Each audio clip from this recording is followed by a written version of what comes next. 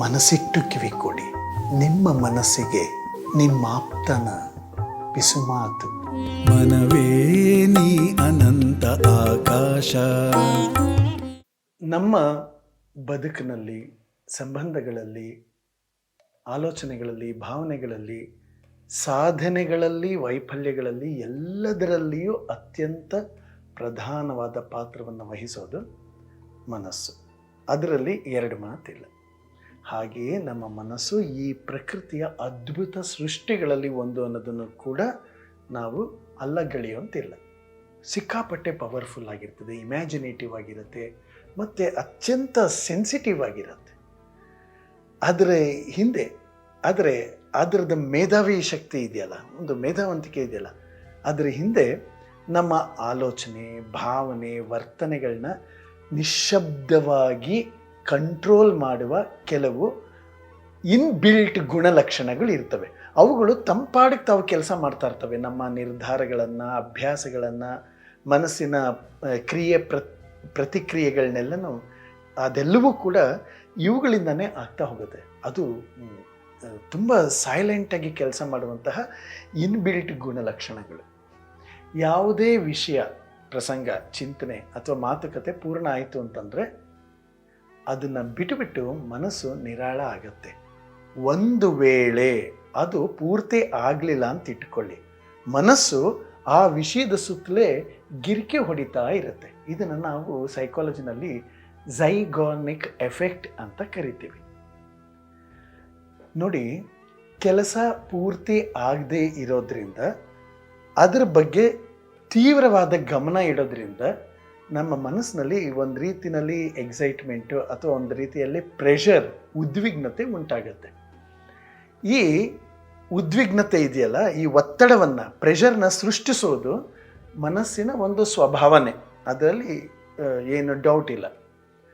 ಒಟ್ಟಿನಲ್ಲಿ ಯಾವುದು ಪೂರ್ತಿಯಾಗಿರೋದಿಲ್ಲವೋ ಅಥವಾ ಪರಿಹಾರ, ಯಾವ ವಿಷಯಕ್ಕೆ ಪರಿಹಾರ ಇರೋದಿಲ್ವೋ ಅದು ಒಳ ಮನಸ್ಸಿನಲ್ಲಿ ಅಂಟ್ಕೊಂಡಿರುತ್ತೆ. ಯಾವುದು ಪೂರ್ತಿಯಾಗಿರುತ್ತೋ, ಅರ್ಥವಾಗುತ್ತೋ ಅದನ್ನು ಮನಸ್ಸು ಏನು ಮಾಡುತ್ತದೆ, ಬಿಟ್ಟು ಬಿಡುತ್ತದೆ. ಈ ಮನಸ್ಸಿನ ಸ್ವಭಾವವನ್ನು ಮಾಡರ್ನ್ ಸೈಕಾಲಜಿನಲ್ಲಿ ಒಬ್ಬರು ಬ್ಲೂಮಾ ಝೈಗಾರ್ನಿಕ್ ಅಂತನ್ನುವ ಮನೋವಿಜ್ಞಾನಿ ಇದ್ದರು. ಅವರ ಹೆಸರಿನಲ್ಲಿ ಇದನ್ನು ಕರಿತೇವೆ.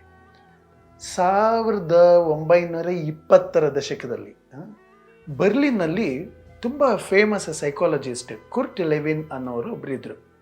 ಅವರ ವಿದ್ಯಾರ್ಥಿ ಬ್ಲೂಮ್ ಝೈಗಾರ್ನಿಕ್.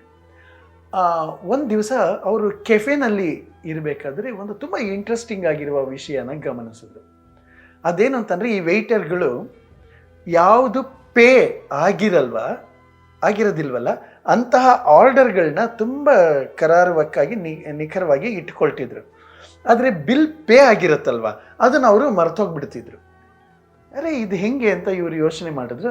ಹೀಗೆ ಗಮನಿಸಿದ್ರಲ್ಲ, ಈ ಪ್ರಸಂಗದ ಆಧಾರದಲ್ಲಿ ಅವರು ಹಲವಾರು ಪ್ರಯೋಗಗಳನ್ನು ನಡೆಸಿದ್ರು.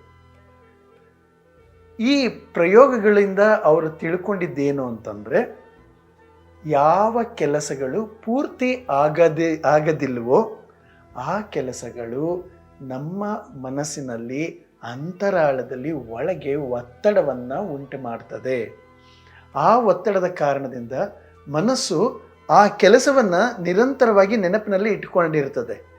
ಅದರ ಪರಿಣಾಮಕ್ಕೆ ಅವ್ರ ಹೆಸರನ್ನೇ ಇಟ್ಟಿರೋದು ಝೈಗಾರ್ನಿಕ್ ಎಫೆಕ್ಟ್ ಅಂತ. ಅಂದರೆ ಅದು ಕಾನ್ಷಿಯಸ್ ಮೈಂಡಲ್ಲಿ ನೆನಪಿರ್ಬೋದು, ನೆನಪಿಲ್ಲದೆ ಇರ್ಬೋದು, ಯಾವಾಗಲೂ ನೆನಪಿಸ್ಕೊಳ್ತಾ ಇರ್ತೀವಿ ಅಲ್ಲ ಕಾನ್ಷಿಯಸ್ ಆಗಿ, ಆದರೆ ಸಬ್ಕಾನ್ಷಿಯಸ್ ಲೆವೆಲ್ನಲ್ಲಿ ಅದು ಇರುತ್ತೆ ಅಂತ. ಈ ಝೈಗಾರ್ನಿಕ್ ಎಫೆಕ್ಟ್ ಇದೆಯಲ್ಲ, ಅದ್ರ ಮೂಲ ನಮ್ಮ ಪೂರ್ವಜರ ಮಾನಸಿಕ ಪರಂಪರೆಯಲ್ಲೇ ಇದೆ. ನಮ್ಮ ಆದಿಮ ಮಾನವನಿಗೆ ಬದುಕು ಅಂತಂದರೆ ಜಾಗರೂಕತೆ, ಸಿಕ್ಕಾಪಟ್ಟೆ ಗಮನ ಕೊಡಬೇಕು, ಆಮೇಲೆ ಅರ್ಧಂಬರ್ಧ ಕೆಲಸಗಳನ್ನೆಲ್ಲ ಮರಿಬಾರ್ದು ಅಂತಹ ಸಾಮರ್ಥ್ಯ. ಈಗ ಬೇಟೆ ಮತ್ತು ಆಹಾರ ಸಂಗ್ರಹಣೆಯಲ್ಲಿದ್ದರಲ್ಲ, ಅಂಥ ಕಾಲದಲ್ಲಿ ನಮ್ಮ ಆದಿಮ ಪೂರ್ವಜರು ಒಂದು ಪ್ರಾಣಿ ಹೆಜ್ಜೆ ಗುರುತು ಕಂಡುಬಿಟ್ರು ಅಂತಂದರೆ ಅದನ್ನು ಹುಡುಕಲೇಬೇಕು. ಎಲ್ಲಿದೆ ಇದು ಪ್ರಾಣಿ ಅಂತ ಅನ್ನೋದು ನೋಡ್ಕೊಳ್ಬೇಕು ಅವರು. ಈಗ ಹುಲಿ ಹೆಜ್ಜೆ ನೋಡಿಬಿಟ್ರು ಅಂತ ಇಟ್ಕೊಳ್ಳಿ, ಆ ಹುಲಿ ಎಲ್ಲಿದೆ, ಈಗ ನಾವು ಮಲ್ಕೊಂಡಿದ್ದಾಗ ಅಥವಾ ನಾವು ಮೈ ಮರೆತಿದ್ದಾಗ ಎಲ್ಲರೂ ದಾಳಿ ಮಾಡಿದ್ರೆ ಅನ್ನುವ ಭಯ ಇರುತ್ತೆ. ಅದು ಇದೆಯಾ ಇಲ್ವಾ ಅನ್ನೋದು ಅವರಿಗೆ ಕ್ಲಿಯರ್ ಆಗಬೇಕು. ಆ ಕ್ಲಿಯರ್ ಆಗುವುದನ್ನು ಅವರು ಕಂಡುಕೊಳ್ಳಲೇಬೇಕು, ಇಲ್ಲ ಅಂತಂದರೆ ಸಮಸ್ಯೆ ಆಗ್ತದೆ. ಹಾಗೆ ಈಗ ಒಂದು ಏನೋ ನೆಲೆ ನಿರ್ಮಿಸ್ತಾ ಇದ್ದಾರೆ ಅಂತ ಇಟ್ಕೊಳ್ಳಿ, ಚಳಿ ಗಾಳಿ ಮಳೆ ಅಥವಾ ಪ್ರಾಣಿಗಳಿಂದ ಅಪಾಯ ತಪ್ಪಿಸ್ಕೊಳ್ಳೋಕ್ಕೇನು, ಈಗ ಅವರು ಮುಗಿಸ್ಲೇಬೇಕು, ಅದು ಒಂದು ಒತ್ತಡ ಇರುತ್ತೆ. ಯಾಕೆ ಅಂತಂದರೆ ಇಲ್ಲ ಅಂತಂದರೆ ರಾತ್ರಿ ಆಗೋಯ್ತು ಅಂತಂದರೆ ಅದು ಆಗಲ್ಲ, ಬೇರೆ ನೆಲೆ ಇರ್ತಿರ್ಲಿಲ್ಲ. ಬೇಗ ಮುಗಿಸು ಅನ್ನುವ ಈ ಸಂದೇಶವನ್ನು ಅವರು ಮೆದುಳಿಂದ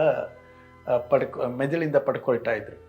ಈಗ ಅಲೆಮಾರಿಗಳಾಗಿದ್ದರು ಅವರು, ನಮ್ಮ ಆದಿಮ ಜನಗಳು. ಅವರು ಗುಡ್ಡದಲ್ಲೋ ಪೊದೆನಲ್ಲೋ ಕಾಡಲ್ಲೋ ಏನಾರು ಇದ್ದಾರೆ, ಅವರು ಸದ್ದು ಕೇಳಿದ್ರೆ ಅದು ಏನಾರ ಅಪಾಯಕರ ಪ್ರಾಣಿನೋ ಅಥವಾ ಏನಾದರೂ ನೆಗ್ಲೆಕ್ಟ್ ಮಾಡಬಹುದಾಗಿರುವಂಥ ಜೀವಿನ ಅಂತ ತಿಳ್ಕೊಳ್ಳುವವರೆಗೂ ಮನಸ್ಸಿನಲ್ಲಿ ಒಂದು ಅಲಾರ್ಮ್, ಒಂದು ಎಚ್ಚರಿಕೆ ಗಂಟೆ ಮೊಳಗ್ತಾನೆ ಇರ್ತಿತ್ತು. ಇದು ನಮ್ಮ ಮನಸ್ಸಿನ ಒಂದು ವಿನ್ಯಾಸ ಆಗೋಯಿತು. ಅಷ್ಟೇ ಅಲ್ಲದೆ ಈಗ ಬುಡಕಟ್ಟುಗಳಲ್ಲಿ ವಾಸಿಸ್ತಾ ಇದ್ರಲ್ಲ ನಮ್ಮ ಪೂರ್ವಜರು, ಅವರ ಬೇರೆ ಬೇರೆ ಕುಲಗಳು ಅಥವಾ ಗೋತ್ರಗಳ ನಡುವೆ ಸಿಕ್ಕಾಪಟ್ಟೆ ಜಗಳಗಳಾಗ್ತಾ ಇರ್ತಿತ್ತು, ಭಿನ್ನಾಭಿಪ್ರಾಯಗಳಾಗ್ತಾ ಇತ್ತು, ಜಗಳಗಳಾಗ್ತಾ ಇತ್ತು. ಹೀಗೆ ಒಂದು ಭಿನ್ನಾಭಿಪ್ರಾಯ ಜಗಳ ಆಯಿತು ಅಂತಂದರೆ ಅದು ಇತ್ಯರ್ಥ ಆಗಲೇಬೇಕಾಗಿತ್ತು. ಇಲ್ಲಾಂದರೆ ಗುಂಪುಗಳಲ್ಲಿ ಘರ್ಷಣೆ ಆಗ್ತಾ ಇರ್ತಿತ್ತು, ದಾಳಿಗಳಾಗ್ತಿತ್ತು, ಜೀವಗಳಿಗೆ ಅಪಾಯ ಆಗ್ತಿರ್ತಿತ್ತು.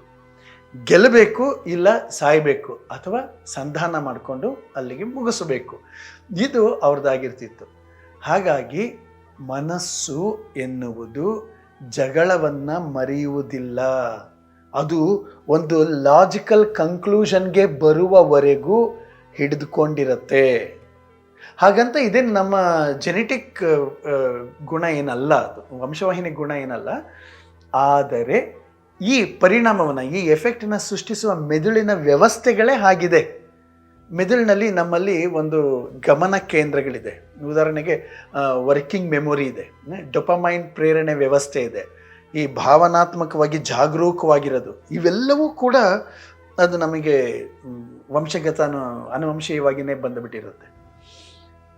ಅಂದರೆ ಯಾವ ವಿಷಯಗಳು ಮುಗಿಯುವುದಿಲ್ಲವೋ ಅದು ಗಿರಿಕಿ ಹೊಡಿತಾ ಇರ್ತದೆ. ಈ ಅಂದರೆ ಝೈಗಾರ್ನಿಕ್ ಪರಿಣಾಮ ಅನ್ನೋದು ಒಂದು ಜೀನ್ ರೀತಿಯಲ್ಲಿ ಬಂದಿಲ್ಲ ನಮಗೆ, ಆದರೆ ನಮ್ಮ ಮೆದುಳು ಡಿಸೈನ್ ಆಗಿರುವುದೇ, ನಮ್ಮ ಮೆದುಳೇ ಹಾಗೆ ಡಿಸೈನ್ ಆಗಿದೆ, ಅದು ನಮಗೆ ಪೀಳಿಗೆಯಿಂದ ಪೀಳಿಗೆಗೆ ಅದು ಬರ್ತಾ ಇರುತ್ತೆ. ನಾವು ಯಾವುದೇ ಕೆಲಸವನ್ನು ಪ್ರಾರಂಭ ಮಾಡ್ತೀವಿ ಅಂತಂದರೆ ಮತ್ತು ಅದನ್ನು ಸಂಪೂರ್ಣವಾಗಿ ಮುಗಿಸ್ತೀವಿ ಅಂತಂದರೆ ನಮ್ಮಲ್ಲಿ ಡೊಪಾಮೈನ್ ರಿಲೀಸ್ ಆಗ್ತದೆ. ಅಂದರೆ ಒಂದು ನೆಮ್ಮದಿ. ಒಂದು ವೇಳೆ ಕೆಲಸ ಮುಗಿದಿಲ್ಲ ಅಂತ ಇಟ್ಕೊಳ್ಳಿ, ಈ ಡೊಪಾಮೈನ್ದು ಸೈಕಲ್ ಇದೆಯಲ್ಲ ಅದು ಮುಗಿಯಲ್ಲ. ಒಂಥರ ಸುಸ್ತು, ಜಂಜಾಟ, ಒಂಥರ ಅಸಮಾಧಾನ, ಅದು ಹಂಗೆ ಇರುತ್ತೆ. ಮೆದುಳು ಒಳಗಿನ ಇದು ನೆನಪಿಸ್ತಾ ಇರ್ತದೆ, ಮುಗಿಸು ಅಂತ, ಕೆಲಸ ಮುಗಿಸು ಅಂತ ಹೇಳ್ತಾ ಇರ್ತದೆ. ಹಾಗಾಗಿಯೇ ಯಾವುದೇ ಕೆಲಸಗಳನ್ನು ನಾವು ಮುಗಿಸದೆ ಹೋದರೆ ಅದು ಮನಸ್ಸಿಗೆ ಭಾರವಾಗಿ ಕೂತ್ಕೊಳ್ಳುತ್ತೆ. ಜಗಳಗಳು ಇತ್ಯರ್ಥ ಆಗಲಿಲ್ಲ ಅಂತಂದರೆ ಮನಸ್ಸಿನ ಭಾರ ಆಗ್ತದೆ. ಮನಸ್ತಾಪಗಳು ಬಗೆಹರಿಲಿಲ್ಲ ಅಂತಂದರೆ ಮನಸ್ಸಿಗೆ ಭಾರ ಆಗ್ತದೆ. ಪ್ರೀಫ್ರಾಂಟಲ್ ಕಾರ್ಟೆಕ್ಸ್ ಅನ್ನೋದು ಮೆದುಳಿನ ಮ್ಯಾನೇಜರ್. ಇದು ಯೋಜನೆ, ನಿರ್ಧಾರ, ಸ್ಮರಣೆಗಳೆಲ್ಲದರ ಜವಾಬ್ದಾರಿ ಎತ್ಕೊಂಡಿರೋದು. ಒಂದು ವೇಳೆ ಕೆಲಸ ಪೂರ್ತಿ ಆಗಲಿಲ್ಲ ಅಂದರೆ ಅದು ಕೆಲಸದ ಪಟ್ಟಿನಲ್ಲಿ ಸಕ್ರಿಯವಾಗಿಟ್ಟಿರ್ತದೆ. ಅಂದರೆ ಇನ್ನೂ ಕೆಲಸ ಮುಗ್ದಿಲ್ಲ, ಇದನ್ನು ಮಾಡಬೇಕು ಅಂತ ಅನ್ನೋದನ್ನು ವಿಶ್ರಾಂತಿ ಕೊಡದೇನೆ ಅದು ಸೂಚಿಸ್ತಾನೆ ಇರ್ತದೆ, ಜ್ಞಾಪಿಸ್ತಾನೆ ಇರ್ತದೆ. ನಮ್ಮ ತಪ್ಪುಗಳನ್ನು ಅಥವಾ ಪೂರ್ತಿ ಮಾಡದೇ ಇರೋ ವಿಷಯಗಳನ್ನ ಪತ್ತೆ ಹಚ್ಚೋ ನಮ್ಮ ಒಳಗಿನ ಯಂತ್ರಕ್ಕೆ ಏನಂತ ಹೇಳ್ತೀವಿ ಅಂದರೆ ACC ಅಂತಂದರೆ ಆ್ಯಂಟೀರಿಯರ್ ಸಿಂಗ್ಯುಲೇಟ್ ಕಾರ್ಟೆಕ್ಸ್ ಅಂತ ಹೇಳ್ತೀವಿ. ಇದ್ರ ಕೆಲಸ ಏನು ಗೊತ್ತಾ? ಯಾವುದು ಕನ್ಫ್ಯೂಸ್ಡ್ ಆಗಿರ್ತದೋ ಅಥವಾ ಇನ್ಕಂಪ್ಲೀಟ್ ಆಗಿರುತ್ತದೋ ಅಂತಹ ಮಾಹಿತಿಗಳನ್ನೆಲ್ಲ ಪತ್ತೆ ಹಚ್ಚೋದು. ಈ ಅಪೂರ್ಣವಾಗಿರೋ ಜಗಳ, ಮುಗಿಸ್ದಿರೋ ಜಗಳ, ಉತ್ತರಿಸೋಕ್ಕಾಗದಿರೋಂಥ ಪ್ರಶ್ನೆ, ಬಗೆಹರಿದೇ ಇರುವಂಥ ಅನುಮಾನ ಇದನ್ನೆಲ್ಲನ ಕೂಡ ಕನ್ಸಿಡರ್ ಮಾಡಿಬಿಟ್ಟು ಅದನ್ನೆಲ್ಲ ನೆನೆಗುದಿಗಿಟ್ಟಿರತ್ತೆ. ಇನ್ನು ಅಮಿಗ್ಡಲ ಒಂದು ರೀತಿಯ ಭಾವನಾತ್ಮಕವಾದಂತಹ ಅಲಾರಾಮ್. ಇದೇ ನಮ್ಮ ಪೂರ್ವಜರಿಗೆ ಕೆಲಸ ಮುಗಿದೇ ಇರೋದು ಮಾಹಿತಿನ ಕೊಡ್ತಾ ಇದ್ದು, ಅಪಾಯ ಅಂತ ಅಂದ್ಬಿಟ್ಟು ಎಚ್ಚರಿಸ್ತಾ ಇದ್ದಿದ್ದು. ನಮ್ಮಲ್ಲಾಗಿರುವಂತಹ ಬಗೆಹರಿದೇ ಇರೋ ಜಗಳ, ಉತ್ತರಿಸದೇ ಇರುವಂಥ ಸಂದೇಶ, ಸ್ಪಷ್ಟತೆ ಸಿಗದೇ ಇರುವಂತಹ ಅನುಮಾನ, ಇದೆಲ್ಲನ ಏನು ಮಾಡ್ತದೆ, ಈ ಅಮಿಗ್ಡಲ ಚುರುಕುಗೊಳಿಸುತ್ತೆ. ಅದು ಯಾವಾಗ ಚುರುಕುಗೊಳಿಸುತ್ತೋ ಇದರಿಂದ ಏನಾಗುತ್ತೆ, ಅಶಾಂತಿ ಮತ್ತು ನಮಗೆ ಎಮೋಷನಲ್ ಸ್ಟ್ರೆಸ್ ಉಂಟಾಗ್ತಾ ಹೋಗುತ್ತೆ. ನಮ್ಮಲ್ಲಿ ಇನ್ನೊಂದು ತುಂಬ ಆ್ಯಕ್ಟಿವ್ ಆಗಿ ಇರೋದು ಅಂತಂದರೆ ವರ್ಕಿಂಗ್ ಮೆಮೊರಿ. ಅದಂತೂ ನಮ್ಮ ಮೆದುಳಿನ ಬ್ಯಾಕ್ಗ್ರೌಂಡ್ನಲ್ಲಿ ಓಡ್ತಾ ಇರುವಂತಹ ಅಪ್ಲಿಕೇಶನ್ ಅದು. ಈ ಅರ್ಧಂಬರ್ಧ ಕೆಲಸಗಳು ಅದರಲ್ಲಿ ಓಡ್ತಾನೇ ಇರುತ್ತೆ.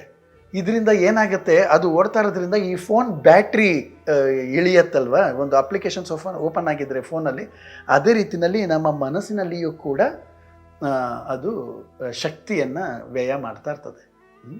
ಅದಕ್ಕೇ ಜಾಣರಾದವರು, ವಿವೇಕಿಗಳಾದವರು ಹೇಳ್ತಾರೆ, ಹತ್ತು ಬಿಡು, ಬೇಜಾರದಾಗ ಹತ್ತು ಬಿಡು, ಜಗಳ ಆಡಿಬಿಡು, ಏನು ಅನ್ಸತ್ತೋ ಅದನ್ನು ಹೇಳಿಬಿಡು, ಮುಗಿಸ್ಬಿಡು ಅಂತಂದ್ಬಿಟ್ಟು ಈ ಅಪೂರ್ಣವಾಗಿರೋ ಭಾವನೆಗಳನ್ನು, ಆಲೋಚನೆಗಳನ್ನು, ಪ್ರತಿಕ್ರಿಯೆಗಳನ್ನು ಇಡೀ ಬದುಕಿನಲ್ಲಿ ಒತ್ತಡದಲ್ಲಿ ಇಟ್ಟುಕೊಂಡಿದ್ದು ನರಳುತ್ತಾ ಇದ್ದರೆ ಅವರಿಗೆ ಮಾನಸಿಕವಾಗಿ ಬಳಲಿಕೆ ಉಂಟಾಗ್ತಾ ಇರ್ತದೆ.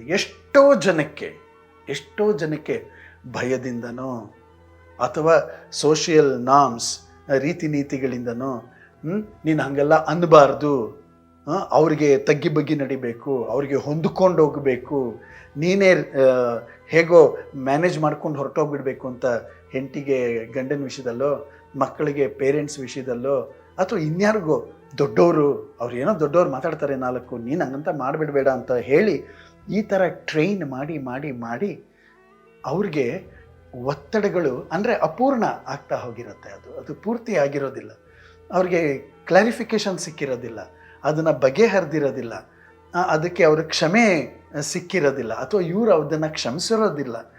ಹೀಗಾಗಿ ಅಪೂರ್ಣವಾಗಿರುವಂತಹದ್ದೆಲ್ಲವೂ ಕೂಡ ನಮ್ಮ ಮನಸ್ಸಿನಲ್ಲಿ ಗಿರಿಕಿ ಹೊಡಿತಾನೇ ಇರುತ್ತೆ.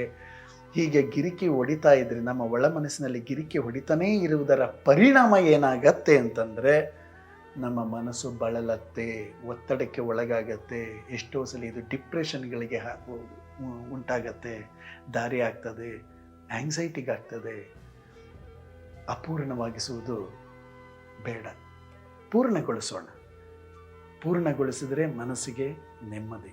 ಕೆಲಸವಾಗಲಿ, ಮನಸ್ತಾಪಗಳಾಗಲಿ, ಅನುಮಾನಗಳಾಗಲಿ, ಯಾವುದೇ ಆಗಲಿ ಒಂದು ಡೀಸೆಂಟ್ ಅಪ್ರೋಚ್ನಲ್ಲಿ ಪೂರ್ತಿಗೊಳಿಸ್ಕೊಳ್ಳೋಣ.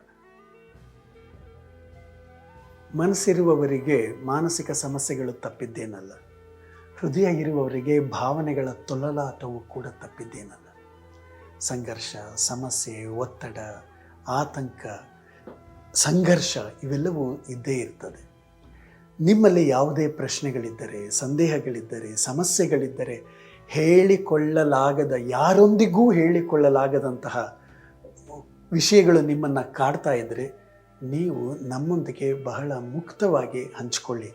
ಹೀಗೆ ಹಂಚ್ಕೊಳ್ಳೋದ್ರಿಂದ ಏನಾಗ್ತದೆಯೋ, ಐಡೆಂಟಿಟಿ ರಿವೀಲ್ ಆಗಿ ಎಲ್ಲ ವಿಷಯಗಳು ಗೊತ್ತಾಗತ್ತೇನೋ ಅನ್ನುವಂತಹ ಭಯ ಬೇಡ. ನಿಮ್ಮ ಗೋಪ್ಯತೆಯನ್ನು ಕಾಪಾಡುವುದು, ನಿಮ್ಮ ಐಡೆಂಟಿಟಿಯನ್ನು ನಾವು ರಿವೀಲ್ ಮಾಡದೇ ಇರುವುದು ನಮ್ಮ ನೈತಿಕ ಹೊಣೆಗಾರಿಕೆ ಆಗಿರ್ತದೆ. ಹಾಗಾಗಿ ನೀವು ಈ ಕೆಳಕಂಡಂತಹ ನಂಬರ್ಗೆ ನೀವು ವಾಟ್ಸಪ್ ಮೆಸೇಜ್ ಮಾಡಬಹುದು ಅಥವಾ ವಾಯ್ಸ್ ನೋಟ್ ಕೂಡ ಕಳಿಸ್ಕೊಡ್ಬಹುದು. ಯಾರಿಗೂ ಹೇಳಿಕೊಳ್ಳಲಾಗದಂತಹ ನಿಮ್ಮ ಸಮಸ್ಯೆಗಳನ್ನು ಹೇಳ್ಕೊಳ್ಳಿ. ನಿಮ್ಮ ಬಗ್ಗೆ ಆಗಲಿ, ನಿಮ್ಮ ಸಂಬಂಧಗಳ ಬಗ್ಗೆ ಆಗಲಿ, ಅಥವಾ ನಿಮ್ಮ ಮನೆಯವರ ಮಕ್ಕಳ ಬಗ್ಗೆ ಆಗಲಿ, ಯಾವುದಾದ್ರೂ ಸರಿಯೇ. ಇದಕ್ಕೆ ಒಂದು ಯಾವುದೋ ರೀತಿಯ ಒಂದು ಮಾರ್ಗೋಪಾಯ ಇರ್ತದೆ. ಸಾಧ್ಯವೇ ಇಲ್ಲ ಅಂತ ಅನ್ನುವಾಗ ಡೆಡ್ ಎಂಡ್ ಅಂತ ಏನು ಇರೋದಿಲ್ಲ, ಬೇರೆ ಕಿಟಕಿಗಳು ತೆಗೆದಿರ್ತವೆ. Thank you.